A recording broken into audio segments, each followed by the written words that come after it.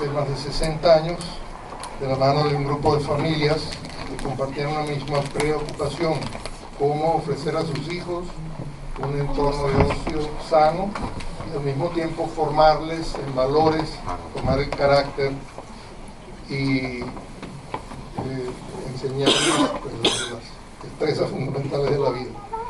Esa misma inquietud sigue viva hoy, por supuesto, y sigue siendo el motor de todo lo que hacemos. Para los chicos el club es un lugar donde lo pasan muy bien, planes de sábado, convivencias, campamentos, etcétera, pero no es solo diversión, porque también pues encuentran un espacio para crecer como personas, fortalecer el carácter, desarrollar virtudes humanas, todo esto en un entorno cristiano y de amistad verdadera. Para los padres también el club es una oportunidad, porque es una comunidad donde encontrar formación, apoyo, en un ambiente familiar, donde se pueden compartir experiencias y retos, y este ciclo de conferencias es un ejemplo de las cosas que el Club Lera hace por los padres, o que los padres hacen con el Club Lera. Entonces, si al escuchar todo esto pensáis, esto es justo lo que estaba buscando para mi hijo, para aquellos de vosotros que no conocéis el club, entonces os animamos a dar el paso de, al finalizar la conferencia, pues pedir más información, habrá folletos a la salida, y también incluso, ¿por qué no visitar el club y conocer? Pregunto, ¿hay alguien aquí que tenga hijos o nietos en el Club Lera? Bueno, ¿alguien quiere decir algo sobre el Club Lera?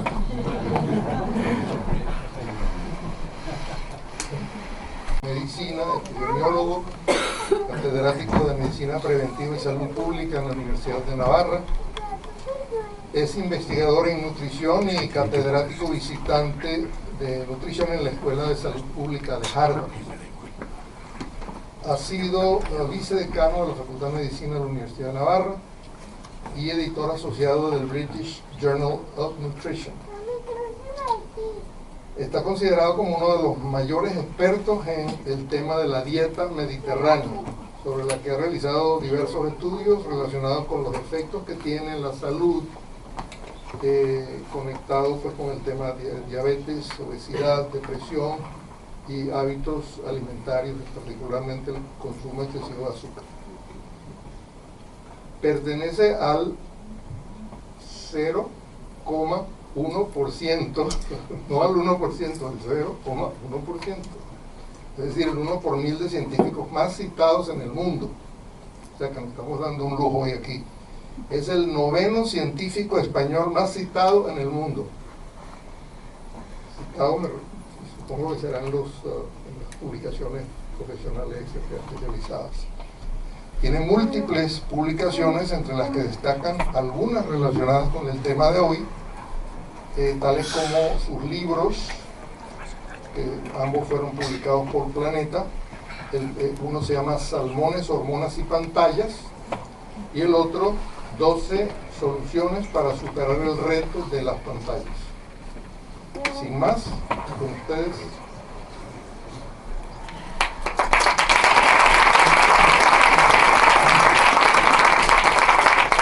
Muchas gracias, Carlos, muchas gracias al Club Lera por la amable invitación. Es un placer para mí estar aquí hoy, un honor, y agradezco a todos por vuestra asistencia. Entonces, pues vamos a hablar de este tema, retos y soluciones. Uno dirá, ¿qué tiene que ver esto con la dieta mediterránea? ¿Es el salmón propio de la dieta mediterránea?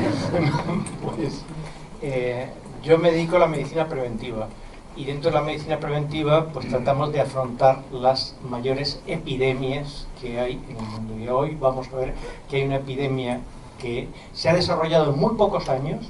En los últimos 10-15 años se ha desarrollado una epidemia sin comparación de problemas de salud mental en la gente joven, y por eso me ha interesado este tema, y hemos desarrollado diversas publicaciones, siempre en colaboración con psiquiatras, con otros expertos en medicina preventiva y salud pública. Entonces, el primer libro que publiqué se llama Salmones, Hormonas y Pantallas. Es un libro bastante extenso, bastante completo, que no tengo ningún pudor, no solo en recomendarlo, que recomiendo que lo leáis, que lo compréis, porque yo no gano nada con este libro, sino también que lo difundáis, porque lo tiene que leer mucha gente este libro. Este libro es la versión número 15 la que publiqué. O sea, he hecho antes 14 versiones que las he ido pasando a colegas, catedráticos de medicina preventiva, expertos en estos temas, hasta llegar a una versión que tuviera pues toda la evidencia científica puesta al día en todos estos temas y además con un tono divulgativo para que lo pueda entender cualquiera, también chavales. Entonces este se llama Salmones, Hormonas y Pantallas. Como veis, puedo hacer propaganda impunemente porque he renunciado a los derechos de autor, entonces no me meto nada en el bolsillo, todo lo que son ganancias con este libro son donaciones. Entonces, este libro lo publiqué, como veis ahí, el 18 de enero de 2023. 2 meses más tarde, en marzo del 2023, leo esto. Las tasas de mortalidad en los niños de Estados Unidos y adolescentes se han elevado por primera vez en 50 años. No estamos hablando de diagnóstico, estamos hablando de mortalidad. Entonces, se ha elevado por primera vez. Y aquí están, en Estados Unidos tienen muy buenas estadísticas. Entonces, aquí están diciendo qué ha pasado con la mortalidad en las tasas, teniendo en cuenta, por tanto, la población, de 1 a 19 años. Entonces vemos que, sobre todo, desde los años 2008-2009, pues se ha elevado mucho la mortalidad por suicidio. Y los suicidios que se declaran y se contabilizan son solo parte de ellos, porque el suicidio está estigmatizado y algunos se enmascaran. Se ha elevado la mortalidad por envenenamiento, le llaman, que muchas veces son sobredosis de pastillas para suicidarse, y se ha elevado la mortalidad por homicidios. Entonces esto en Estados Unidos está muy bien contabilizado. En España también se ha elevado la mortalidad por suicidio en la gente joven, es la principal causa de muerte de la gente joven en España. Y no sé si lo habéis visto, si no, recomiendo que lo veáis. Sobre todo, esta es una serie, una miniserie con capítulos muy bien hecha técnicamente, adolescencia. Está pensada para que la vean los padres, no para que la vean los niños. O sea, en Andalucía, yo soy andaluz, no sé si me ha notado ya que soy andaluz, soy malagueño, entonces, pero llevo muchos años en Pamplona y también voy mucho a Estados Unidos y a lo mejor no se me nota tanto, pero en Andalucía es niño hasta los 70 más o menos, o sea que se puede decir niño tranquilamente. Bueno, pues esta serie son 4 capítulos, ya digo, muy bien hechos. Se ha puesto rápidamente la número 1 de Netflix porque refleja un problema absolutamente real que muchos padres y madres están viendo con sus propios ojos. Si no lo ven en sus hijos, lo ven en los hijos de sus vecinos, lo ven en los compañeros de su hijo. Es un problema que está omnipresente en todo el mundo occidental. Y esto supone un diagnóstico bastante acertado desde mi punto de vista, lo que dice esta serie. No es exagerado. Es una familia normal y le pasan cosas tremendas. Empieza, no voy a hacer spoiler, pero empieza con un asesinato de una chica por el que acusan a este chaval de 13 años. Y es toda la investigación. Y en una de las escenas dicen papá y mamá de ese chaval, ¿podíamos haberlo hecho mejor? Y de esto se trata, que podemos hacerlo mejor. Porque esto es el diagnóstico, pero frente al diagnóstico los médicos no solo diagnosticamos, tratamos, proporcionamos recursos terapéuticos y preventivos.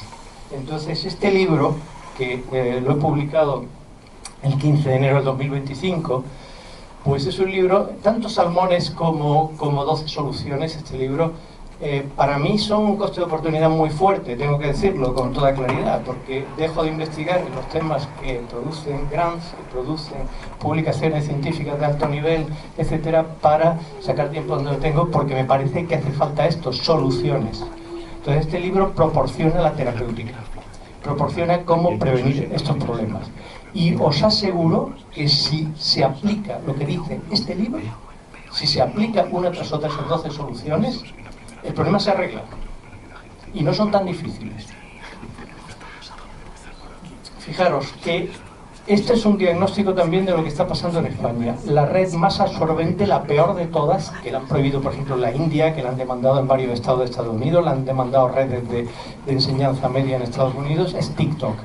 Pues en TikTok, el adolescente español, de media, 94 minutos al día. Pierden 24 días completos al año usando TikTok, nada más que con TikTok. Esto es un estudio comparativo con otros países, con Estados Unidos, Inglaterra, Australia, Francia. El peor, ¿adivinad cuál era el peor? España. Entonces, todas estas redes sociales tienen detrás los cerebros de los mejores ingenieros informáticos del mundo, los mejores psicólogos del mundo han puesto toda su materia gris y toda su capacidad de trabajo en desarrollar unos sistemas de inteligencia artificial que están pensados para no dejar un minuto libre a los chavales. Entonces tienen estos sistemas de recompensa variable que se inventaron con las máquinas tragaperras, que es la aleatoriedad, es el chute de dopamina. Es decir, bueno, que viene algo bueno, que va a venir la descarga de monedas. ¿Os acordáis de aquellas antiguas máquinas tragaperras que le dabas a la máquina y giraba las ruedecitas? Pues esa aleatoriedad se comprobó que tenía ese efecto de enganchar. Y después, esos algoritmos de inteligencia artificial tienen la ventaja de que se alimentan con miles de millones, sin exagerar, de usuarios de la misma red social. Entonces buscan el vecino más próximo a ese chaval que lo está usando y dice, el vecino más próximo qué es lo que le ha enganchado y qué es lo que no le ha enganchado. Y van ofreciendo todos los anzuelos para que pique con el siguiente. Y después está el paso de la inversión. El paso de la inversión es la típica chica que llega y pone por primera vez su foto donde está guapísima y la pone en Instagram. Entonces pone la foto en Instagram y luego se va a hacer los deberes. Que tiene que resolver un problema de matemáticas. ¿Creéis que tiene cabeza para resolver el problema de matemáticas? Está pensando, ¿qué van a decir de mi foto? ¿Quién la ha visto? ¿Quién no la ha visto? Y sin necesidad de usar ni el ordenador ni el móvil, la cabeza la tiene en otro sitio. Eso se llama el paso de la inversión. Y esto es muy absorbente. Y después está todo el tema de la reelaboración de la imaginación. Lo que han visto un chaval de 10 años, de 11 años, que se asoma por primera vez a pornografía, no le está haciendo efecto mientras lo ve. Sigue luego la imaginación reelaborando eso. Y después tenemos escalas de adicción, es lo que se llama PSU, que es el Problematic Smartphone Use. Entonces aquí, en el 2020, hace 5 años, ya había 78 escalas validadas por psiquiatras para ver si el uso de los teléfonos móviles era problemático. Entonces, ¿cuáles son los denominadores comunes de todas esas escalas? Pues lo que suele pasar con las adicciones, que es absolutamente persistente, que es reiterativo, que impide hacer otras actividades. Eso es lo propio de las adicciones. Y en estas escalas pues son preguntas de este tipo, que lo acaban usando más tiempo del que pensaban, que le cuestan concentrarse porque están pensando el paso de la inversión en las pantallas, porque omiten deberes importantes por usar las pantallas, por engancharse al móvil, la nomofobia, que es ese pánico a quedarse sin cobertura o sin batería, el paso de la inversión, eres consciente de que te está desordenando la vida y sin embargo no dejas de usarlo, está constantemente comprobándolo, no puede ir por la calle sin sacar el móvil. Yo os reto a todos los que estáis aquí, si alguna vez me veis por la calle usando el móvil, dadme un grito, porque me he propuesto nunca, jamás usar el móvil por la calle, pase lo que pase. Ya es un buen paso, ¿no? Y os animo a todos a hacer lo mismo. Es decir, por la calle no, por la calle veo a la gente, por la calle pienso en todo lo que tengo que hacer, yo qué sé, pienso en otras cosas, medito, rezo, lo que quieras, ¿no? Pero no me dedico a estar mirando una pantallita ahí como jorobado, con cara de ansiedad, como va tanta gente, ¿no? Entonces, hay gente que me critica por usarlo demasiado. Y después esto es clave. ¿Cuánto tiempo tarda uno desde que se despierta hasta que echa la mano al móvil? Tenemos escalas de adicción clásicas. Tenemos el cuestionario Cage, o CAGE, que significa jaula en inglés, que es el cuestionario de adicción al alcohol. Tenemos el cuestionario de Fagerstone, este es el cuestionario de adicción al alcohol. Muy fácil, un cuestionario facilísimo, de lo más simple. Pero la última pregunta, ¿no? Lo primero que hago por la mañana es beberme una copa. Adicto al alcohol. Cuestionario de Fagerstone, del tabaco. Lo primero que hago, tardo muy poquito, desde que me despierto hasta que me fumo un cigarro. Adicción al tabaco, a la nicotina. Pues uno se tiene que preguntar, ¿cuánto tardo? ¿Soy capaz de pasar 1 hora, 2 horas sin mirar el móvil desde que me levanto? No.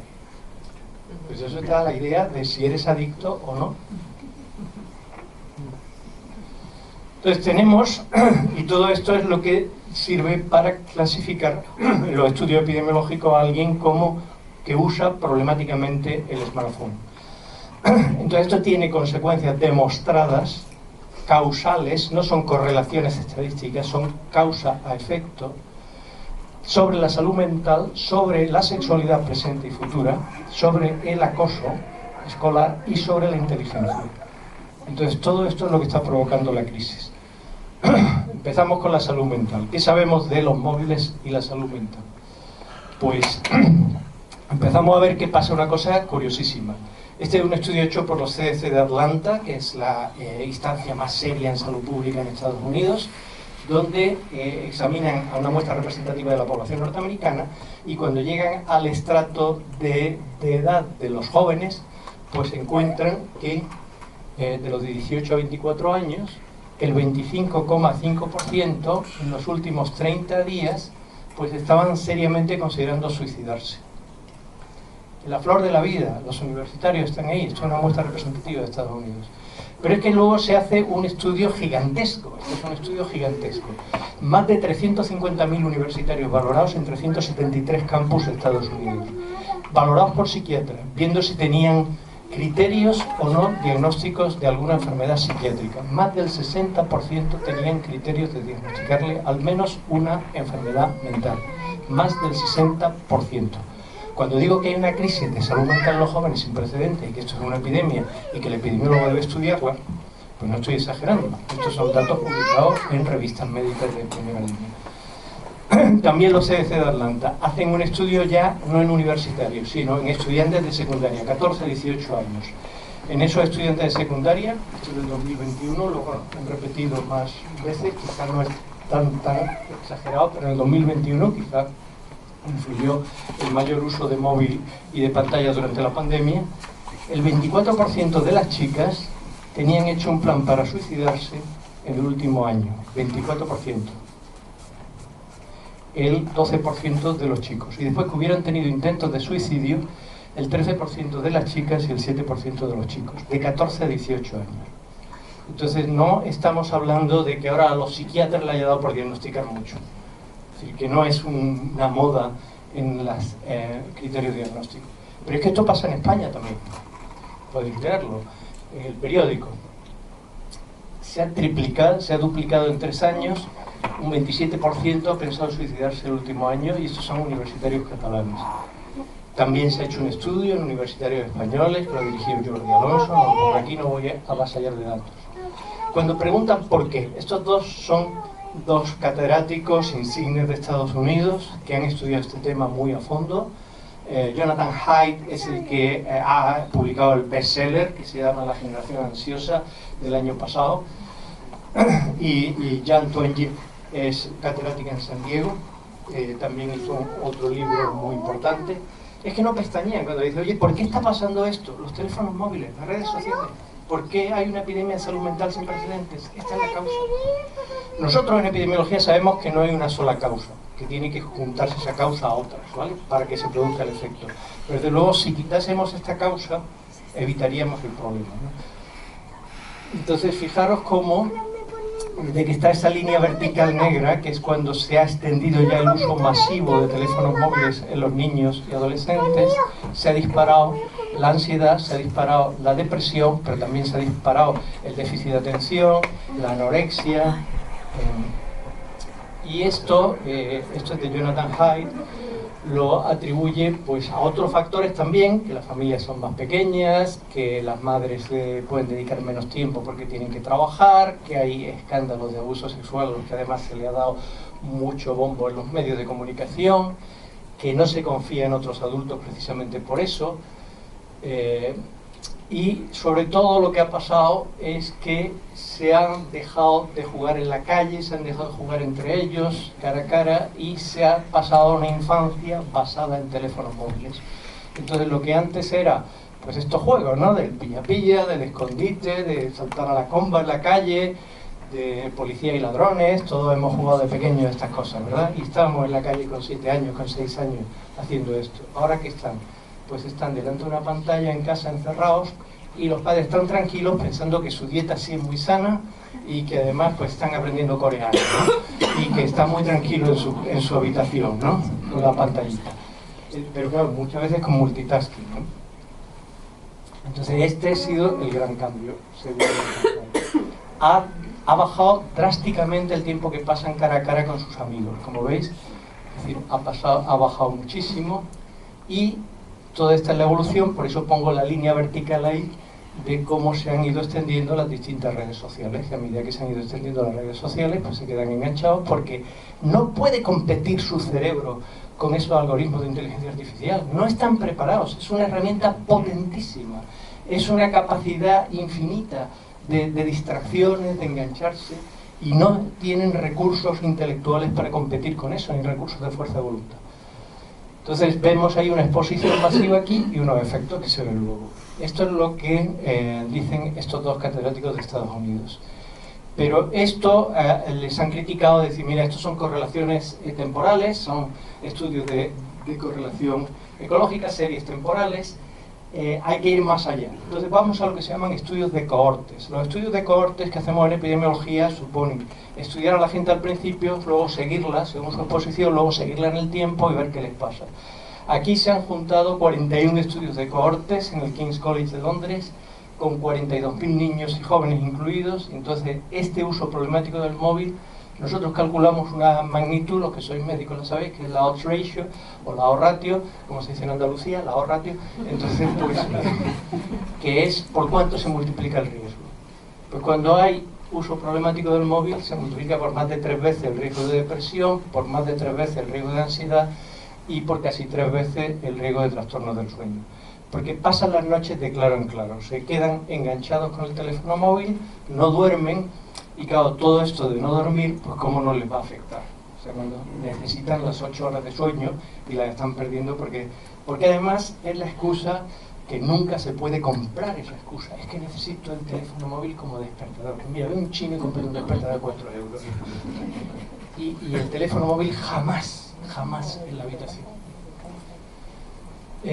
Aquí con estos colegas, Miguel Álvarez de Mon es profesor de psiquiatría en la Universidad de Alcalá, Almudena Sánchez Villegas es catedrática de preventiva y es la decana de la facultad de la Universidad Pública de Navarra, y Luis Gutiérrez Rojas es profesor titular en Granada de psiquiatría. Publicamos esto, que es una revisión sistemática de todo lo que se había hecho sobre exposición a pantalla. Esto lo hemos publicado el año pasado en la revista de salud pública del grupo British Medical Journal. Entonces, ¿a qué conclusiones llegamos después de revisar toda la literatura científica sobre el tema? Pues llegamos a que tiene un alto potencial adictivo, a que cuanto más tiempo de pantallas, peor bienestar psicológico, que se baja la autoestima, que se tienen mayores niveles de insatisfacción corporal, lo que le llamamos la dismorfofobia, que hay mayor frecuencia de trastorno de la conducta alimentaria, que se trastorna el sueño, que hay mayor riesgo de depresión, que el tiempo de uso se asocia prospectivamente a mayor riesgo de conductas suicidas, y después que la pornografía se vuelve problemática y esto se traduce en comportamientos sexuales agresivos. O sea, este es el resumen que hacemos en este artículo que publicamos, me parece que fue en julio del año pasado. Entonces, claro, están con 11 y 12 años, ven su propio smartphone, aquí tapado algo. ¿Qué creéis que he tapado? Ven pornografía. El porno no se busca, se encuentra. Entonces vamos al segundo capítulo, la pornografía y la sexualidad, la distorsión que se produce con esta exposición. Entonces tenemos el estudio de Save the Children. Es un estudio que se ha hecho una muestra representativa en España hace 5 años, con 1.753 chicos y chicas de 13 a 17 años. Entonces en los últimos 30 días veis que el 82% de los chicos de esa edad habían visto pornografía en los últimos 30 días. Y fijaros que esta es una indicación de adicción. Cuando le preguntan, siento que consumo más pornografía de la que me gustaría, ya es más de la tercera parte de los chicos dicen eso, y más de la sexta parte de las chicas dicen eso, que están consumiendo más de lo que les gustaría. Y después, ¿crees que los contenidos que muestra la pornografía son a veces violentos? Fijaros que la mayoría dicen que sí, que son violentos, porque la pornografía en Internet no tiene edades. Los de las corporaciones industriales de pornografía online lo que quieren es mantener a sus adictos, y los adictos tienen lo que le llamamos en medicina taquifilaxia, una escalada necesaria de contenidos. Tienen que escalar en los contenidos. Lo que al principio veían la luz con una cerilla, ahora necesitan una bomba de napalm. Necesitan contenidos muy extremos. Lo que al principio les podía parecer aberrante, ahora les parece que lo hace todo el mundo y que es normal. Y esto, fijaros que es lo que incrusta en los cerebros de los chavales unos códigos de conducta que no se le van a borrar nunca. Y esto está desgraciando la sexualidad de esos chavales. Porque esto es como el cemento. O sea, cuando tú tienes el cemento líquido, haces así con el dedo en el cemento y no se queda nada. Cuando ya está seco como una piedra, haces así con el dedo y no se queda nada. Pero cuando está fraguándose el cemento, cuando está entre sólido y líquido, hace así con el dedo, y por poco que presiones, eso se queda ahí para siempre. Y esto es lo que le pasa a un chaval cuando tiene esa edad de si se va a otro país, se va a Alemania con 12 años, con 13 años, y cuando tiene 20, habla alemán como si fuera alemán. ¿Lo habéis visto? Entonces, ¿por qué? Porque su cerebro está en el momento de la poda neuronal, está en el momento de la mielinización, y está en el momento en que todo esto se le queda grabado, y se creen que eso es lo normal. Entonces, esto destroza a los chavales para toda la vida. Entonces es muy grave lo que está pasando. El Plan Nacional de Drogas es la última encuesta que tenemos. Es una muestra representativa del estudio Studes, que son de 14 a 18 años. Fijaros, el 68,4%, 19% prevalencia de uso de pornografía. Fijaros la muestra de 40. Son de las mejores encuestas que hay en España, transversales, son del Plan Nacional de Drogas. Esto lo publicaron en enero de este año. Pero es que el estudio de las Islas Baleares, este es el que a mí más me escamó, ¿no? Sí, fijaros qué porcentajes hay. Entonces aquí estamos hablando de jóvenes de entre 13 y 18 años en las Islas Baleares. Entonces fijaros el porcentaje de ven pornografía por chicos, chicas y por distintas edades, ¿no? Entonces esto lo pongo en el libro 12 soluciones. Lo he cogido de un periódico inglés, y entonces lo podéis leer, ¿no?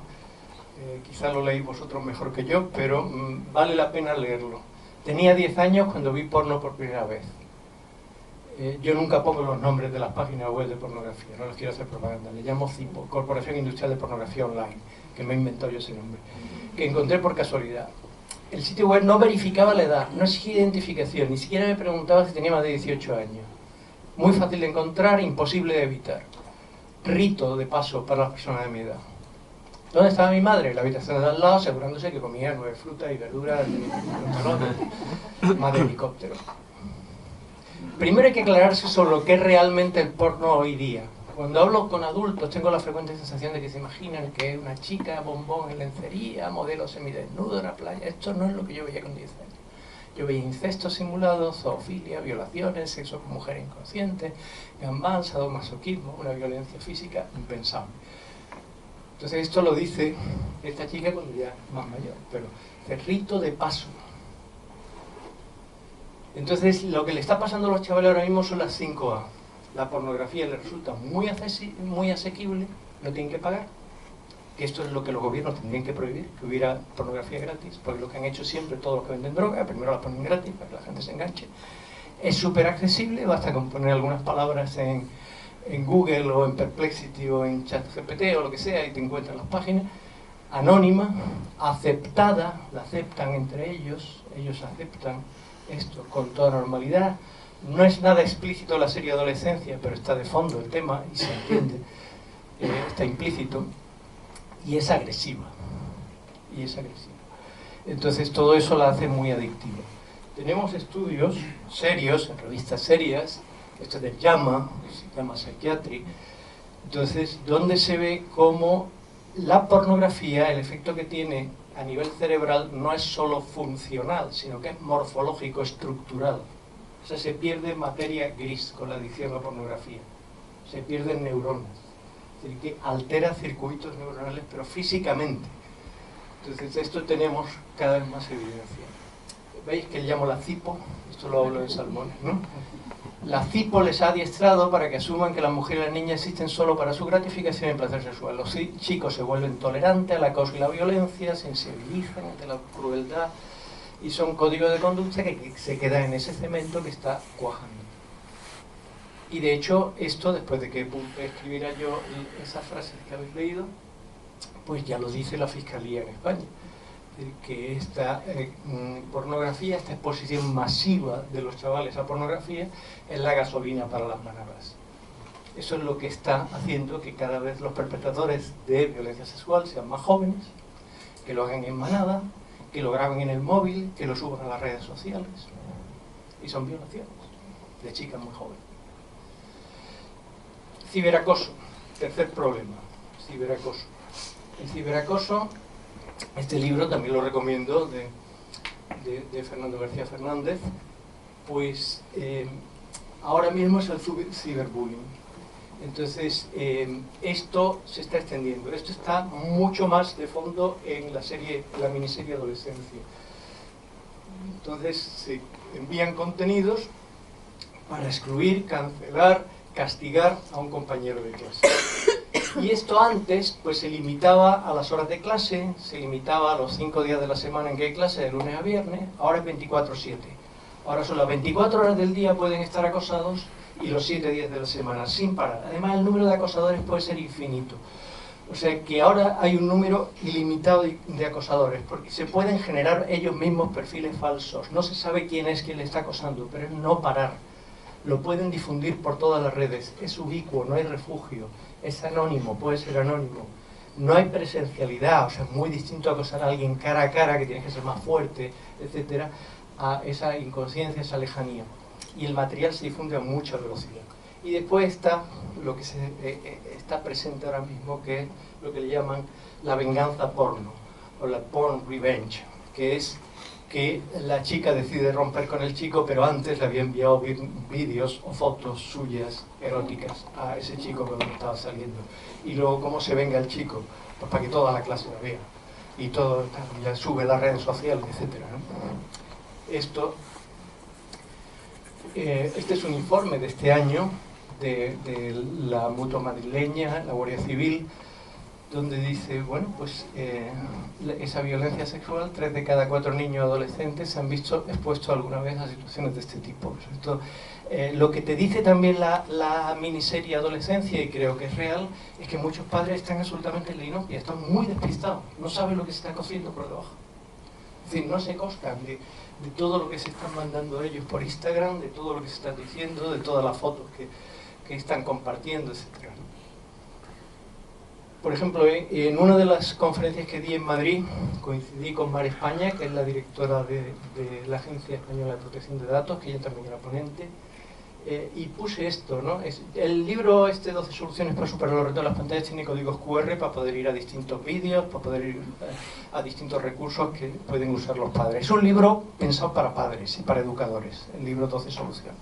Entonces aquí pongo, por ejemplo, pues este código QR para el vídeo de la Agencia Española de Protección de Datos, que habla, es como una historieta en cómic, donde habla de una chica que se llama Virginia, que sus padres le han regalado un portátil, y empieza la historia con que Virginia derrama la lata de Coca-Cola sobre su portátil, porque está absolutamente desesperada. El portátil que le han regalado a sus padres y con el que estaba ya tan emocionado. Porque conectó a través de su portátil con un chico que ella pensaba que se había enamorado ese chico de ella, que le agasajaba continuamente, que se mandaban fotos, hasta que le manda un vídeo muy especial, le pide que le mande un vídeo muy especial, un vídeo erótico, y entonces luego la chantajea y le dice que si no nos vemos en persona, este vídeo van a saber tus padres que me lo has enviado. Esto es lo que se llama el grooming. Esto alerta a la Agencia Española de Protección de Datos. Y cuando lo explicaba Mar España, esto en la conferencia que estuvimos juntos, pues decía, ¿y por qué ponemos esto en la página web de la Agencia Española de Protección de Datos? Porque no nos paran de llegar denuncias de esto. Porque además los que hacen este tipo de acoso muchas veces son adultos muy mayores, pervertidos, que están especializados en hacer esto. En el estudio de UNICEF España, con más de 41.000 chicos y chicas de 11 a 18 años, el 42% reconocía que alguien le había enviado mensajes con contenido erótico sexual, esto es de hace 3 años, y esto va a más, el 11% afirmaba haber sido presionado para enviar a alguien fotos o vídeos eróticos sexuales. El 8% los había enviado. Vamos al último capítulo, inteligencia. ¿Qué tiene que ver esto con la inteligencia? Pues mirar, hay un efecto que se llama el efecto Flynn, que es que a través de las décadas del siglo XX se fue viendo que cuando se hacían estudios que se medía la media del coeficiente intelectual en distintas zonas del mundo, pues año tras año, década tras década iba subiendo. Ahora se habla del efecto Flynn inverso. El efecto Flynn inverso, como veis aquí, es que en vez de subir el coeficiente intelectual va bajando. O sea, se está entonteciendo la humanidad directamente. Entonces, el cambio es de 0,02 desviaciones estándar por año, o sea, 0,2 desviaciones estándar menos por década. Esa es la inversión del efecto Flynn. Entonces, en los chavales más jóvenes todavía es superior. Y esto ha coincidido con que están todo el día enganchados al teléfono móvil, con que no duermen lo suficiente. Mirar, las horas de sueño son fundamentales para que todo lo que tenemos en la memoria a corto plazo, y todo lo que a mí me ha pasado hoy, pues he venido conduciendo, pues, qué velocidad iba, todo esto está en mi memoria a corto plazo. Esta noche cuando duerma se me quedará en la memoria a largo plazo la mayoría de eso. Entonces dentro de 3 años me acordaré de que vine a Logroño el 24 de abril de 2025, etcétera, ¿no? Entonces, si en vez de dormir 8 horas, a uno le dan las 3 de la madrugada, viendo tonterías, y viendo memes, y viendo TikTok, un día tras otro, no hay memoria a largo plazo. Si no hay memoria a largo plazo, no se construye casi nada con la inteligencia, si no tienes memoria a largo plazo. Es como si tuvieran un declive cognitivo a esas edades. Es lo que le pasa a la gente que tiene Alzheimer o que tiene demencia. Entonces, de media, un universitario cambiaba de tarea una vez cada 65 segundos. Estos son los estudios de Gloria Mark, que bueno, este libro se ha traducido al castellano, Attention Span. La media de tiempo que se centraban en una sola actividad era solo de 19 segundos. Están estudiando, están haciendo un trabajo con el ordenador, tienen el teléfono móvil al lado, suena, vibra, lo miran, dejan lo que están haciendo, tardan un rato en volverse a meter en la tarea. Entonces, claro, pues eso entorpece la mente, una distracción continua. Se les ha llamado, jugando con la expresión armas de destrucción masiva, armas de distracción masiva. Entonces, tocamos nuestros teléfonos móviles 2.617 veces de media cada 24 horas. Entonces, la mayor parte de las veces no hacía falta. Este es el libro, Cómo recuperar la capacidad de atención, es la traducción que se ha hecho en el libro de Gloria Mark. Entonces, aquí, hasta ahora estoy hablando de problemas, he dejado a todos profundamente deprimidos, ¿verdad? Hablando de... Y ahora vamos a la solución, ¿vale? Entonces, vamos a las soluciones. Entonces, estas son las 6 primeras soluciones. Gánate la autoridad moral a base de ser ejemplar. No es casualidad que haya puesto lo primero el ejemplo. Lo primero es que los padres tienen que dar muy buen ejemplo. Y vosotros pensaréis, siempre nos dicen, padres, sed perfectos, no tengáis ningún fallito, no equivoquéis en nada. Y entonces dicen, no, no es eso lo que se pide. Lo que se pide es que los chavales vean que sus padres se esfuerzan seriamente por no ser esclavos de su pantalla, por no ser esclavos de su teléfono móvil, que hay una lucha real y que se ponen normas y que combaten y que se esmeran en hacerlo bien y que tienen ahí una batalla jurada a la adicción al móvil. Porque yo creo que todos nos ha pasado, pensar por un momento es lo siguiente, que tú coges el móvil porque quieres mandar un WhatsApp y entonces en ese momento ves una cosa en otro sitio y de pronto vas a otro y vas a otro y vas a otro y dices, ¿para qué me cogí yo el móvil? ¿Quién manda aquí? ¿Quién manda aquí? ¿Mando yo o mando el cacharro? ¿O manda el cacharro? Entonces dice, eso es ser esclavo. Entonces esto, cuanto más se vea que los padres personalmente pues están venciendo batallas o por lo menos empeñándose en vencerlas, esto gana autoridad moral. Te da un altavoz con el que te escuchan, porque te han visto una vez y otra y se fijan mucho más de lo que parece. Pregunta a tus hijos uno a uno sin miedo, a solas. Aquí el problema es retrasarse. Pacta normas muy claras y concretas de uso de las tecnologías. Hay que establecer reglas. Fijaros que lo que ha pasado con los teléfonos móviles, imaginaros que los coches empezaron a principios del siglo XX, empezó a haber coches. Y a lo mejor en una ciudad inmensa había 10 coches. Y al cabo de 3 años había 20. Y tardaron muchos años, ¿no? Décadas. Y ya empezó a haber normas de la circulación, había que sacarse el carnet de conducir, semáforos, rotondas, señalización horizontal, ¿verdad? Imaginaros que de pronto, en 3 o 4 años, se inundara el mundo de coches sin haber hecho nada de esto. Eso es lo que ha pasado con los teléfonos móviles. Ha sido el primer teléfono móvil con conexión a internet fue el iPhone en 2007. Del 2007 al 2010 fue un tsunami de todo el mundo usando teléfonos móviles, 2010-2011. Entonces no ha dado tiempo a establecer normas. No hay carnet de conducir, no hay semáforos, no hay rotondas, no hay prohibido el paso, no hay prohibido aparcar, no hay nada. Y hay que ponerla. Porque nos ha pillado muy rápido esto. Instala un sistema eficaz de control parental. Bueno, sistema eficaz de control parental no hay ninguno, ¿vale? Esto puede ser un oxímoron, ¿no? La 4. Pero instala el mejor sistema que encuentres. Pero hay que instalarlo. Limita zonas compartidas los dispositivos con conexión a la red. Nunca en el dormitorio, nunca en el baño. Siempre los ordenadores en el salón, que lo vea todo el mundo, si tienen que hacer algo con el ordenador. Establece un toque de queda digital, que en esta casa hay una hora donde nadie, ni papá, ni mamá, ni nadie, usa el teléfono móvil a partir de esa hora. Toque de queda. Pero claro, hay que empezar por dar ejemplo. Voy a insistir en la primera. Si quieres arreglar el mundo, arréglate primero a ti mismo. Entonces, si quieres salvar a tu hijo, sálvate primero a ti mismo.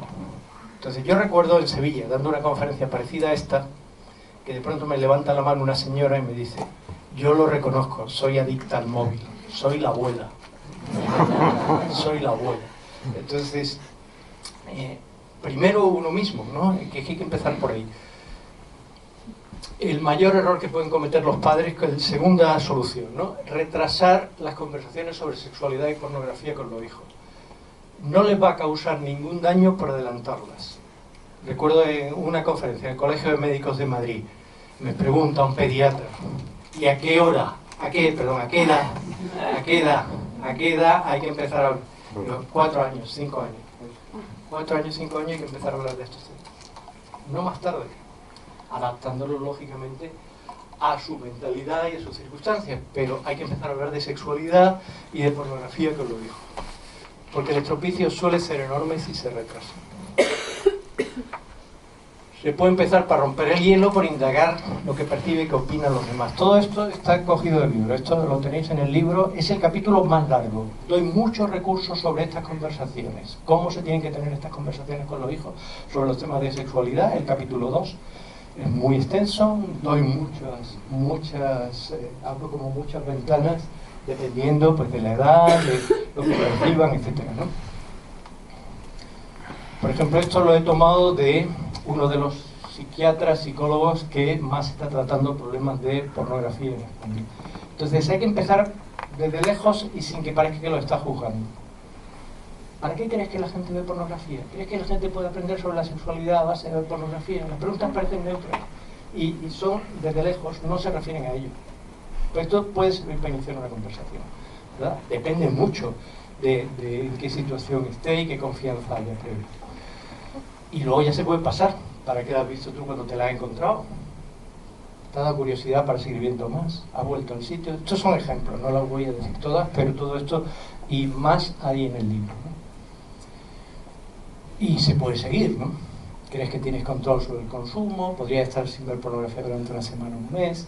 Marian Rojas, en su último libro, Marian Rojas fue alumna mía en Navarra, y me escribió el prólogo del libro Salmón y Contaller.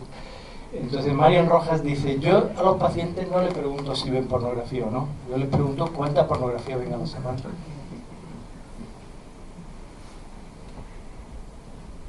Y esto es fundamental: mamá con la hija, papá con el hijo. porque eso permite establecer una corriente de sinceridad bilateral. A mí me pasa, es distinto. Entonces, esto lo recomienda, por ejemplo, Kleponis, que es el que escribió uno de los primeros libros sobre todo esto de la pornografía. Este es un artículo publicado en El Debate hace 6 días, que se llama Vacaciones de lujo para toda la familia. Y habla de esto, la autora. Sinceramente es duro hablar de porno con niños, pero es vital prevenirlo. Muchos están accediendo con 8 años, en su tablet, en casa de la misma, en los vestuarios de su equipo, en el móvil de los abuelos. En el terreno de juego constatan las estadísticas. Unos chavales de 9 años me decían que lo escuche este que come mucho porno desde los 6. El COVID se queda pequeño al lado de una pandemia pornográfica silenciosa que está infectando a nuestros niños, empujando a muchos adolescentes a la adicción. Por eso hay que hablar pronto. Esto, digo, hace 6 días, la conferencia que di en el Colegio Médico, yo decía, a los 4 o 5 años ya hay que hablar.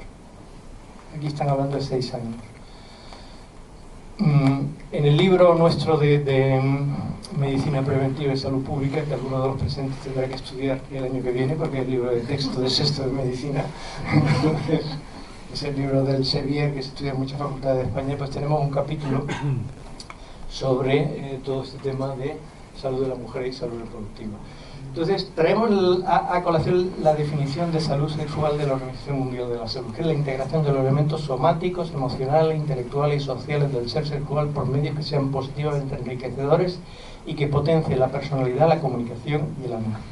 Y esta educación la tienen que dar fundamentalmente los padres. Pero hoy día, no lo olvidéis, el gran educador en los temas de sexualidad no son los padres, no son los colegios, no es el ministro de Educación, sino que hay un mega ministro de Educación que está educando a toda la juventud, que es la Corporación Industrial de Pornografía Online. Y a esta Corporación Industrial de Pornografía Online no le interesa para nada integrar los aspectos emocionales, intelectuales, sociales, personalidad, comunicación, amor, no le interesa nada más que lo somático. Carne y pura carne, es lo que les da el negocio. Y esos son los códigos de conducta que está incrustando. Entonces, ¿por qué se llama Salmones el libro? ¿Por qué se llama Salmones el primer libro? Se llama Salmones porque yo puse esta diapositiva en clase, sexto de medicina, hace bastante años. Y entonces le dije, bueno, aunque haya estilos de vida nefastos y masivamente adoptados por la población, siempre hay gente que son como salmones que nadan contracorriente.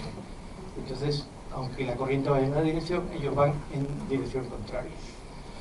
Porque hay otros que lo que hacen es que siguen al rebañito y se despeñan.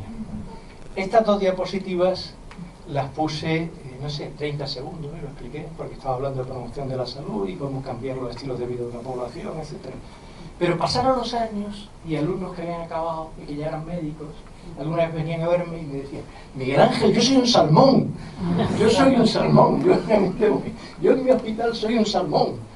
Entonces dije, esto se queda, por eso le puse salmones, porque hay que aprender a nadar contracorriente y hay que enseñar a los hijos a ser salmones. Una de las mayores alegrías que he tenido después de publicar este libro es esta camiseta, no sé si la leéis. ¿De quién es esta camiseta? De alumnos de la Universidad de Navarra que no eran alumnos míos y que hacían voluntariado y que después de leer el libro decidieron hacerse camisetas todos poniendo salmones, porque ellos se dedicaban a pues atender a una gente que tenía parálisis cerebral, se dedicaban a hacer todo eso y decían, en vez de irnos de botellón nos dedicamos a esto, ¿verdad? Salmones, ¿no? Pues esta es la forma de educar a los chavales. Pero hay que educarles en esa filosofía del salmón que es la contracorriente, que es que nosotros somos salmones, no somos el rebañito que se despeña. Porque claro, ¿cuál es el argumento? ¿Cuál es el argumento? ¿Cómo no voy a tener teléfono móvil si todos mis amigos lo tienen? Si en mi clase todos lo tienen. Me voy a quedar marginado socialmente, me voy a quedar aislado, nadie va a contar conmigo, voy a ser un solitario, triste y abandonado. Entonces, esto, digo, conozco esa célebre leyenda urbana, del paria social, pobre mártir, privado del acceso a las redes sociales, a los videojuegos en línea, a los beneficios de la cultura digital, irremediablemente se queda aislado y rechazado por sus semejantes. ¿Verdad? Esto es lo que os cuento. Mentira cochina. Entonces, esta falacia no se sostiene. A día de hoy no hay ningún estudio, si encontráis alguno, mandármelo. Ningún estudio epidemiológico que indique que carecer de pantallas para la actividad de ocio conduzca al aislamiento social ni a ningún tipo de trastorno emocional. En cambio, hay cientos de estudios epidemiológicos que demuestran lo contrario. Que darle el teléfono móvil prematuramente a los chavales les produce mucho daño a su bienestar psicológico, les produce riesgo de enfermedades, todo lo hemos visto, ¿no? Que no lo voy a repetir. Entonces, y es más, yo pienso en algunos de mis alumnos. Pienso en alumnos que a mí me han asombrado cuando estaban en segundo o tercero de medicina. Recuerdo uno que se llamaba Juan, y digo, Juan, pero ¿tú cuántos libros lees? Porque le decía un libro y decía, sí, ya lo he leído, sí, ya lo he leído. Y entonces dice, bueno, pues sí, yo leo 2 o 3 libros al mes. Y claro, y sacaba buenas notas. Y en medicina, que es una carrera exigente. Y entonces, claro, profundicé un poco porque era asesorado mío. Y resulta que sus padres no le habían dado el teléfono móvil hasta los 18 años. Claro, pues se había dedicado a leer. Pues este chaval, año tras año, fue elegido delegado de curso. El delegado de la clase. Y no podía hacer idea cómo le querían sus compañeros. Porque es que tenía un cerebro distinto. Entonces, la leyenda del paria social no se sostiene. Es un tipo esto. De hecho, esta idea está tomada de Michel de Mourguet, que tiene ese libro, que su título dice bastante. Michel de Mourguet es un francés que ha sido catedrático en Stanford, ahora está en Francia, y escribió La fábrica de cretinos digitales, ¿no? La fábrica de cretinos digitales. Entonces, no sé si sabéis, por ejemplo, que yo cuando tenía 13, 14 años leí unos libros de Enid Blyton que se llaman Los Cinco, no sé si lo habéis visto. Pues si cogéis una edición de Enid Blyton de Los Cinco, de 1973-74, y cogéis una actual, veréis que le han tenido que cambiar el lenguaje. Porque los chavales ahora no entienden. Esto lo dice Michel de Mourguet. Cuando se hacen las pruebas de Francia de dictado de los años 80 y las actuales, el número de fallos que tienen los chavales es impresionante, comparado con lo que había en el año 80. Y todo esto es eso, porque dice, redes sociales, conectarte, están mandando memes todo el día. Están haciendo cosas que son absolutamente inconexas, una con otra. Son armas de distracción masiva, no les permiten reflexionar, no les permiten conectarse. Entonces, decía, no solo tenemos estudios observacionales. En epidemiología nosotros empezamos con estudios observacionales, que recogemos datos y vemos qué le pasa a la gente después de un tiempo. Se llaman cohortes, etc. Sino que cuando ya queremos demostrar una cosa y que no quede lugar a duda, hacemos estudios experimentales, que suponen una intervención y además con un grupo control y además con asignación al azar. Eso es el último paso que se da en medicina, pues los tenemos para esto. Eso se llama Randomized Control Trial, ensayo aleatorizado controlado. Entonces aquí hay un ensayo controlado aleatorizado hecho en el Reino Unido, donde lo que hacen es a un grupo lo asignan al azar a no tener redes sociales durante una semana. Entonces bajan los índices de depresión, bajan los índices de ansiedad y sube el bienestar. Entonces esta es la mejor demostración que hay, porque es al azar, a unos sí, a otros no, les dicen que dejen las redes sociales. Este es ya de toda la familia, esto está en Llama Network Open. Entonces son familias, unas 45 familias con 86 hijos, 44 familias con 95 niños, y a unos los asignan a control y a otros los asignan a tener 2 semanas que les quitan las tablets, les quitan los teléfonos inteligentes y le dan un zapatófono de teclas, ¿vale? Lo único que tienen es el teléfono de teclas, el teléfono tonto.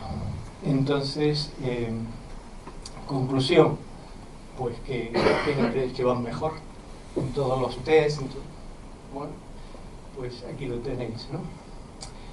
Dificultades se reducen, todo lo que está a la izquierda es que se reduce, ¿vale? Las barras laterales son como la incertidumbre, ¿no? El intervalo de confianza. Los síntomas internos, síntomas externalizantes, los problemas de conducta, la hiperactividad, todo eso se reduce y el conducta prosocial aumenta. Estas son las comparaciones que se hacen entre los dos grupos asignados al azar, ¿no? Entonces, en este artículo que decía antes, pues dice vacaciones de lujo para toda la familia. Entonces han aprovechado aprovecharon en esta familia para decir, pues como había 5 días, entre los 3 días de Semana Santa, jueves, viernes, sábado, domingo y lunes, ¿no? Pues todo el fin de semana y el lunes, que era fiesta, para estar tregua de redes sociales. Entonces, bueno, una desintoxicación digital. Esto se está promoviendo desde Silicon Valley, es lo que le llaman el ayuno de dopamina, la desintoxicación, digital detox. Esto te lo dicen mucho en Estados Unidos, ¿no? Pero es que tenemos la principal autoridad sanitaria en Estados Unidos, que le llaman el Surgeon General, que es pues el jefe de salud pública de Estados Unidos, que emite en el 2023 ya un informe diciendo que hay suficiente evidencia científica de que las redes sociales están produciendo problemas de salud mental, que no solo son estudios observacionales, no solo es correlación estadística, sino que hay ensayos controlados, aleatorizados, aparte de los que he presentado, porque los que he presentado son más recientes, y entonces pues que reducir el tiempo de redes sociales, pues eso a menos de 30 minutos al día, pues reduce los niveles de depresión. Otro ensayo aquí dice que la deactivación de las plataformas de redes sociales, o sea, borrar apps de redes sociales durante 4 semanas, pues mejoró. Y esto lo dice la Recomendación de Salud Pública de Estados Unidos. Entonces, estas son las últimas 6 soluciones. Puse 6, ahora son otras 6, 12. Y con esto voy a acabar, ¿no? Tener un parking de móviles y otros dispositivos. Están las llamadas cajas de bloqueo. Las cajas de bloqueo las tienes en casa, metes todos los móviles por la tarde-noche y le pones un cierre, y ya por mucho que quieras abrirla no es un candado, es un temporizador. Entonces le pones un cierre y ya no hay quien saque el teléfono móvil de ahí, ¿vale? Esto es sanísimo, sanísimo, ¿no? Parking de móviles y otros dispositivos. Pueden tener, algunas tienen para tener el cargador del móvil y ahí se queda. Cancela avisos, evita fabbing. ¿Qué es el fabbing? El fabbing es que te está hablando alguien y tú en vez de mirarle a la cara, miras a la pantalla del móvil. Y viene de la mezcla de phone, teléfono, y snubbing, que significa despreciar. Entonces desprecias a alguien. Esto hay estudios prospectivos, epidemiológicos, publicados en buenas revistas, que se ve que cuando los papás hacen eso con los niños, el niño le está hablando y ellos están mirando a la pantalla del móvil, eso aumenta los problemas psiquiátricos en los niños. Esto está constatado médicamente. Planes con ayuno de dopamina, al aire libre, eso de un fin de semana al trimestre, nos vamos todos por ahí, o dejamos la casa sin móviles todo el fin de semana, o un día a la semana, o una tarde a la semana, al aire libre, y mirar la 11. La he dejado para el final. Leéis la 11. No me bajo del burro.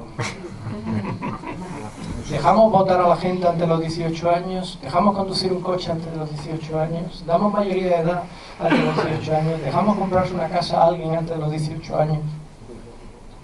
Entonces, hacer un contrato antes de los 18 años.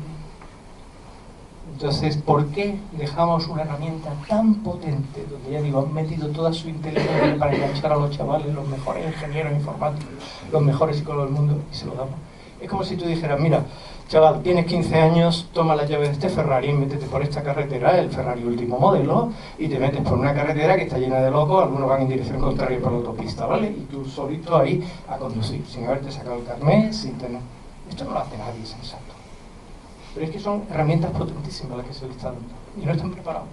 O sea, su corteza prefrontal no está preparada.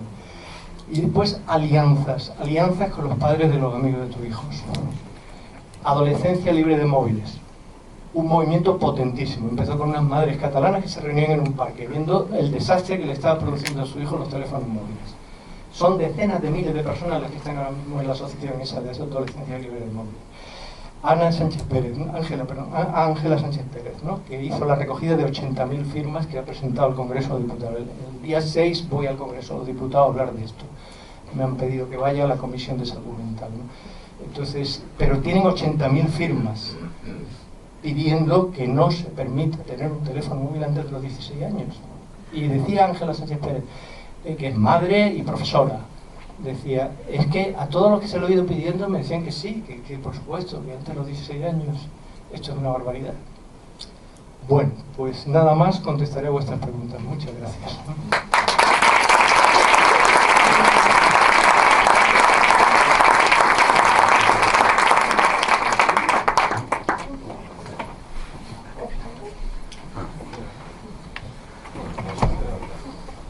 gracias por la conferencia, ha estado muy bien. Y nos centramos, yo creo, mucho en los teléfonos móviles. Sin embargo, en esta sala hay educadores y enseguida colocamos una tableta o un Chromebook a chavales de 10 años, que para mí es exactamente lo mismo. Y además es una trampa mortal para aquellos padres que están luchando por no dar un dispositivo hasta los 18 años y por no sé qué. Entonces, es así, también es igual de adictivo el uso de tabletas y Chromebooks con muchos MDMs y sistemas de control que se pongan. Bueno, sí, esta pregunta es importante. Entonces, el Chromebook es para trabajar. El teléfono móvil lo usan para entretenimiento. Hay que distinguir primero eso. El Chromebook es fácilmente, aunque esté absolutamente bloqueado para acceder a internet y tal, con que haya un solo hacker, un solo pirata en el colegio, ya todos saben cómo desbloquearlo, ¿no? Entonces es tremendamente peligroso. Por otro lado, cada vez hay más estudios, que son estudios recientes, que demuestran que tomar apuntes a mano hace que tengan mejor rendimiento los alumnos que usar un dispositivo electrónico. Entonces hay dos factores que determinan mucho un incremento de rendimiento: en qué fila se ponen los alumnos y si toman apuntes a mano, o sea, cuanto más detrás se pongan en el aula, peores notas. Y además es que esto se ha hecho con miles y miles de alumnos, pero son estudios recientes. Y si toman apuntes a mano, mucho mejor que si toman apuntes con tablet, con ordenador portátil o con Chrome, o usan el Chrome en clase en vez de usar papel y lápiz. Entonces, ¿qué pasa? Que al principio no se sabía esto, ahora ya se tiene más experiencia. Yo espero que esto produzca un cambio en toda la docencia, o sea, soy partidario de que esto se cambie y que se vuelva. De hecho, yo en las clases, aquí hay alguno que ha sido alumno mío recientemente, entonces sabe que en mis clases yo no usan dispositivos electrónicos en clase. Yo doy clase en segundo de medicina, International Program de Pamplona, y llego a un acuerdo amistoso con ellos. Entonces, muy amistoso. Yo les digo, no, y además esto creo que os puede servir para el tipo de negociación, porque no hay tensión en clase con esto. Entonces yo les digo, ¿queréis decidir vosotros cuántos parciales vais a tener o que lo decida yo? Entonces, pues os paso un cuestionario y podéis decir cuántos parciales queréis. Si hay 1, 2, 3, 4, ¿cuántos podéis tener? ¿Queréis que antes de poneros el examen final suba a internet un modelo que se parezca al examen final, un simulacro de examen final? Si queréis, pues ponerlo ahí. ¿Queréis que os dé un resumen de un folio de la clase, cada clase con un resumen, que en un folio esté toda la clase? Sí. ¿Queréis que os haga una pruebecica todos los lunes para solo que sirva para subir nota, pero nunca para bajarla y así sabéis cómo vais? Sí. Vale, todo esto son productos y alguna cosa más le digo. Así, una academia. Le digo, ¿queréis tener una academia gratuita donde un profesor os dé clase de lo que no entendáis y no solo sea gratuita, sino que el profesor que os dé clase sea el que os vaya a poner el examen? Vale. Pues todo esto es un producto, todo producto tiene un precio. Entonces el precio es que nunca se usará ni un teléfono móvil, ni un portátil, ni una tablet en mis clases. Si queréis pagar el precio del producto, no pagáis, no hay producto. No pagamos. Y entonces, ¿qué pasa? Que empiezan a venir todos los que dicen, es la primera vez en mi vida que tomo apuntes a mano, me estoy enterando mucho mejor. Pero es que esto está demostrado científicamente, o sea, hay publicaciones. Si alguien lo duda, que me escriba y le mando las publicaciones. Pero hay publicaciones científicas que dicen esto, claramente. Entonces, lo mismo pasa con los libros. O sea, leer un libro en un dispositivo electrónico tienes oportunidades masivas de distraerte. Entonces no pasa de un párrafo, porque ves una cosa y dices, voy a mirar en internet esto, voy a mirar lo otro. Leerlo en papel no tiene esa opción. Entonces te concentras mucho mejor. Es que esto es básico. ¿Más preguntas?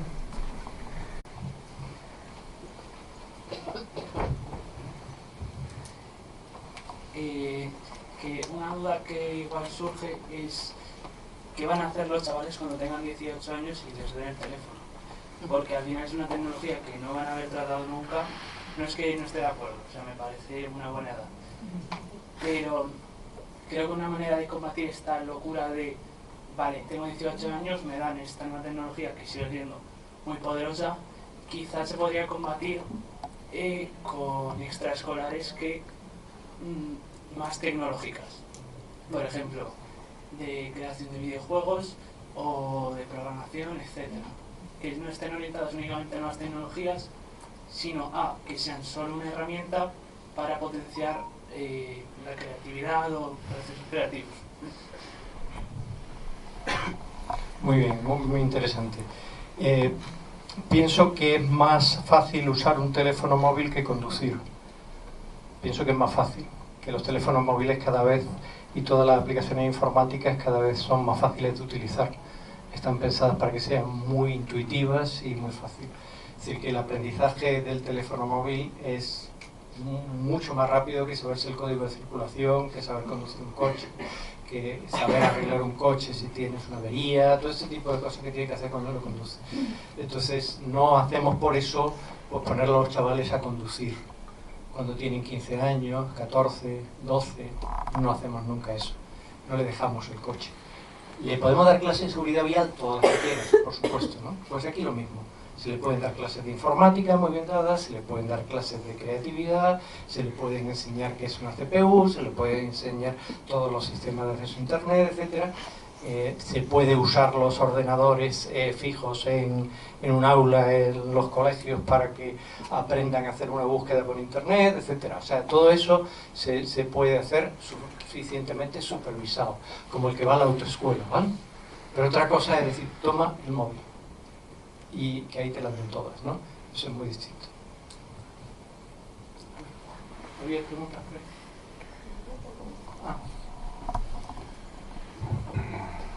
Una vez que el daño ya está hecho, que Sí. tu hijo o este menor ya lleva tanto tiempo, ya tiene esa adicción, ¿cómo se puede combatir esto? Sí.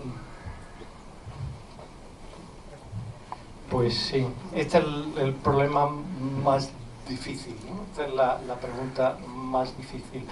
Le dedico un tiempo en el libro, en el capítulo 11, a todo esto, ¿vale? Ahí doy indicaciones. Depende mucho de las circunstancias, no se puede dar un café para todos aquí, ¿no? Depende mucho hasta dónde ha llegado la adicción, depende mucho si puede necesitar a veces ayuda de un psicólogo, o sea que ir al psicólogo no significa que uno necesite un loquero, ¿no? Estoy loco, ¿no? Que antes tenía muy mala prensa del psicólogo, pero creo que a veces puede necesitar un psicólogo, a veces no. A veces lo que puede necesitar es lo que nosotros le llamamos la terapia cognitivo-conductual, que es racionalizar mucho las cosas, hablar tranquilamente, desmontar pues, creencias que son infundadas, ¿no? Y tener paciencia y también un ejercicio de firmeza, que también hay que hacerlo. O sea que depende mucho, yo no te puedo dar una solución específica, pero en el capítulo 11 doy una serie de posibilidades, ¿no? Sí. Has dicho que... A ver, a mí me surgen varios problemas. Estoy totalmente de acuerdo con lo que has dicho, pero me surgen problemas. Por ejemplo, tú dices poneros de acuerdo con los padres de tus amigos, ¿no? Pero al hilo de lo que ha dicho Óscar, yo soy educadora de la ESO y también tengo varios hijos. Entonces, claro, yo me puedo poner de acuerdo con los padres que sea. Me van a hacer caso el que quiera, el que no, no. Pero si yo estoy intentando hacer eso en el colegio, en cambio, no, mira, es que hoy tienes que utilizar el teléfono para tal aplicación, para tal no sé qué. O sea, es que no es que seamos salmones, es que tenemos que subir, esto es impensable, ni Spiderman, quiero decir, o sea, tenemos un cambio insalvable, ¿no? Entonces, por ejemplo, nosotros que en casa somos varios hijos, ¿no? Las mayores, pues como ha dicho la chica esta, ya tienen las dos mayores móvil, y eso que somos los que más tarde de todos los grupos de amigos les hemos dado el teléfono. Claro, los pequeñños, sí, yo les puedo explicar todo lo que quieran, pero van donde su hermana y les enseña el vídeo de TikTok. Va donde tal, no, tú no tienes TikTok, vale, pues voy a internet y me veo el vídeo de TikTok, o me voy a YouTube y veo los shorts, que al final es que es lo mismo. O sea, es que es...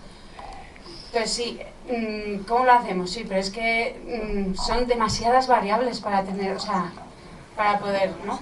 Creo yo, vamos, yo estoy totalmente... No, comprendo las dificultades. Claro, yo me dedico a la docencia universitaria. Entonces, imagínate si te cabe en la cabeza que algún universitario llegue sin teléfono móvil a la universidad. No cabe en la cabeza, ¿verdad? Entonces, pero sí que conozco varios universitarios a los que he ayudado que se dan cuenta de que son adictos y entonces duplican la tarjeta SIM y tienen un teléfono zapatófono.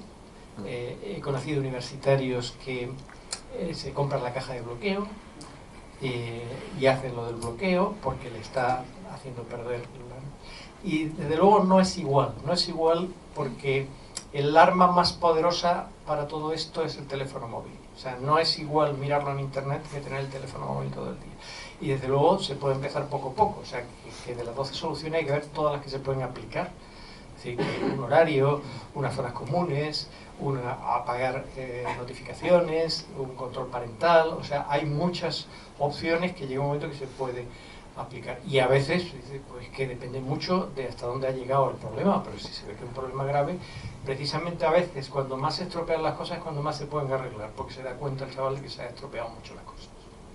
Entonces, así como la serie adolescencia creo que es para que la vean los padres, no es para que la vean. Quizás si son chavales ya más mayores, a lo mejor pueden ver eso y ver hasta dónde ha llegado y que eso sirva luego para conversaciones, para provocar conversaciones personales, siempre personales, nunca con varios chavales, con varios hijos a la vez, sino personales, porque les haga pensar, ¿no? Que creo que también todo ese razonamiento y ese ir poniendo límites, ¿no? Pero vamos, que no te creas que no lo estoy aplicando con asesorados míos en la universidad, o sea, que sé de lo que estaba hablando, ¿no? Y después, hombre, para escribir este libro pues he tenido que consultar mucha bibliografía y muchos libros que hay sobre esto. Y creo que, por ejemplo, es muy interesante todo lo que está haciendo Francisco Vidal. Tiene 2 libros, que es el que se encarga de la prevención del suicidio en Cataluña, del Hospital Sant Joan de Déu. Lo que está haciendo Catherine Lecuyer también es muy interesante, lo que está haciendo Catherine Lecuyer. Escribí con ella hace unos días, escribimos un artículo en La Razón sobre todo esto de la tecnoeducación, ¿no? Entonces creo que va a llegar un momento en que nosotros en salud pública ya estamos acostumbrados a que nuestras batallas no se ganen en un día. Pero nosotros vamos con evidencia científica, RQR, perseverantemente, persistentemente, no paramos y al final, pobre del que se ponga enfrente de la salud pública. Pobre. Es decir, que esto le ha pasado a industrias de bebidas azucaradas y han tenido que cambiar sus productos. Esto le ha pasado a bebidas alcohólicas que ahora están haciendo bebidas sin alcohol. Por supuesto estoy haciendo un estudio sobre el vino, entonces que ahora que estamos en La Rioja estoy haciendo un estudio, el estudio mayor del mundo sobre el vino y la reducción del alcohol, que no es lo mismo el vino, pero le ha pasado a la industria tabacalera, o sea, la batalla contra la industria tabacalera es muy fuerte. Ahora han quitado el bisfenol A, que era un compuesto que estaba haciendo mucho daño, ya lo han retirado. Entonces, los de salud pública vamos poco a poco, insistimos, no nos desanimamos, seguimos, y esto es lo que hay que hacer, ¿no? Entonces, porque creo que la educación esto tiene que ser repetitivo. ¿Tú querías algo? A ver, es un poco polémico, ¿eh? Yo he visto la serie de Adolescencia, y la serie de Adolescencia es una obra maestra desde el punto de vista cinematográfico y sobre todo muy honesta porque no da ninguna solución. Claro, por eso esto es el diagnóstico. Dice la serie adolescente no da solución. Por eso yo he puesto soluciones. Y hay una cosa muy interesante de la que habla la serie adolescente. Habla de muchas cosas. Para el que no la haya visto, se la recomiendo vivamente. Y habla sobre todo de la libertad individual. De la libertad individual. Porque ese niño sufre problemas, o sea, ese niño acaba con la vida de... No te spoiler porque sale el minuto 1. Bueno, es un caso real además. Pero resulta que a lo largo de la serie aparecen diferentes personajes que han sufrido bullying y no han matado a nadie. Hay niños que se conectan a esas redes sociales agresivas y no han matado a nadie. Entonces, es un poco una reflexión sobre si la tecnología es realmente la causa o simplemente es la herramienta que acelera un problema que yo creo que va más relacionado con la educación o con la sociedad en la que vivimos, muy enfocado en el egoísmo, en la cultura del selfie, de yo, y a veces demonizamos, entre comillas, algo que, como han dicho por ahí, es súper útil para el ser humano, nos hace avanzar como sociedad, que es la tecnología, y sin la cual no podríamos estar aquí hoy. Y era un poco esa reflexión, es decir, ¿es la causa o es simplemente una herramienta más? Es decir, Sí, muy interesante la pregunta. Yo no soy tecnófobo, que paso muchas horas delante de una pantalla de ordenador trabajando, ¿vale? Es de lo que más hago, o sea, preparo estas diapositivas con PowerPoint, lógicamente, no me las hace nadie, las hago yo siempre las diapositivas, las clases, los papers que escribo, los libros, etc. O sea, no soy tecnófobo. Pienso que hay que distinguir mucho la tecnología para el trabajo de la tecnología para el entretenimiento. Esa es la primera distinción. Y después, dentro de las causas, esto es a lo que nos dedicamos los epidemiólogos. O sea, los epidemiólogos somos expertos en inferencia causal. Entonces, cuando hablamos de causas, nosotros tenemos causas componentes, causas suficientes y causas necesarias, ¿no? Son tres conceptos distintos. Entonces, las causas componentes, tú imagínate un pastel de estos diagramas de tartas o de sectores, ¿no? Donde dice hasta que no, como quesitos de estos de la caja de quesitos, que tiene 6 quesitos. Si no pones los 6 quesitos, ese pastel causal no funciona. Estas son las causas componentes. Cuando todos los quesitos están, eso es una causa suficiente para que se produzca la enfermedad. Entonces nosotros no pensamos que, digo yo, el tabaco es causa del cáncer de pulmón. Hay gente que fuma hasta los 90 años y nunca tendrá cáncer de pulmón. ¿Por qué? Porque de los 6 quesitos tiene uno que es el tabaco, pero le falta a lo mejor un gen que tal, que contrarreste eso. Entonces, no todo el que tiene un quesito va a tener la enfermedad. Ahora, si quitas el quesito que hace que funcionen varios pasteles, has quitado un montón de enfermedades, ¿no? Si quitas una causa componente que está implicada en muchas causas suficientes, pues tú resulta que has prevenido mucha enfermedad. Esto es lo que hacemos en epidemiología. O sea, ¿las bebidas azucaradas son la causa de la epidemia de obesidad? Es que el sedentarismo, es que son la comida basura, son las hamburguesas, son las salchichas, son el azúcar, es que el ketchup tiene 25% por lo menos de azúcar, es que los cacaos solubles tienen un 70% de azúcar, las cremas de avellanas tienen azúcar, fundamentalmente.